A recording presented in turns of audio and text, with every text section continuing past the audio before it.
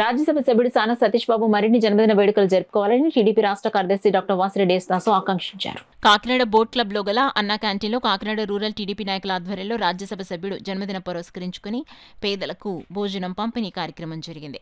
కార్యక్రమంలో టీడీపీ నాయకుడు పేరవతులలో బాబు అధ్యక్షత వహించగా టీడీపీ రాష్ట్ర కార్యదర్శి వాసిరెడ్డి యేసుదాసు ముఖ్య అతిథిగా పాల్గొని భోజనం పంపిణీ కార్యక్రమం ప్రారంభించారు.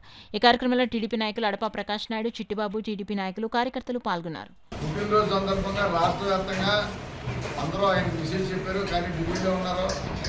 ఇక్కడంతా పేద ప్రజల ఆనందం కోసం ప్రతి ఒక్కరు కూడా కోపం తీసుకోకుండా ఫ్రీగా భోజనం పెట్టి ఇటువంటి పుట్టినరోజు ఎన్నో చేసుకోవాలని, రాబో కాలంలో కూడా సానా సతీష్ బాబు గారు రాజ్యసభ స్థాయి నుంచి కేంద్ర మంత్రిగా ఉండాలని మేమందరం కూడా కోరుకుంటూ ఉన్నాం. ఎందుకంటే ఈ ప్రాంతవాసి, ఇక్కడ పుట్టి ఇక్కడ పెరిగిన ఆయనకి పద్ధతిలో, ఇక్కడ మంచి చెడ్లో మర్యాదలు అన్నీ తెలిసిన వ్యక్తికి ఈరోజు చంద్రబాబు నాయుడు గారు రాజ్యసభ ఇవ్వడం అదృష్టంగా భావించి వారిని మళ్ళీ కంటిన్యూ చేసి కేంద్ర మంత్రిగా ఉండాలని కోరుతా ఉన్నాం.